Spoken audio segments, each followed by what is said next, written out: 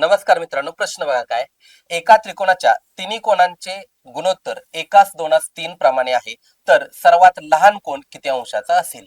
आता त्रिकोणाच्या तिन्ही कोणाच्या मापांची बेरीज किती येते? 180 अंश येते. मग आपण काय केलं, 1 अधिक 2 अधिक 3 बरोबर काय केलं, 180. किंवा हे 180 ला डायरेक्ट ह्या रेशोच्या बेरजेनं भाग लावला. 3 आणि 2 5, 5 आणि 1 6, 6 ने भाग लावला, 6 1 6, 6 3 18. एक हिस्सा कितीचा आला? 30 अंशाचा आला. मग आता सर्वात लहान विचारलंय, एक हिस्सा 30 अंशाचा, दोन हिस्स 60 अंशाचं, तीन हिस्स 90 अंशाचं. सर्वात लहान आला 30 अंशाचा कोण, सर्वात मोठा आला 90 अंशाचा.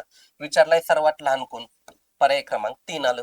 आता सेम तुम्हाला प्रश्न बघा, मी रेशो बदलून देतो आणि तुम्ही सर्वात मोठा कोण किती या प्रश्नाचं उत्तर तुम्ही कमेंट करायचं.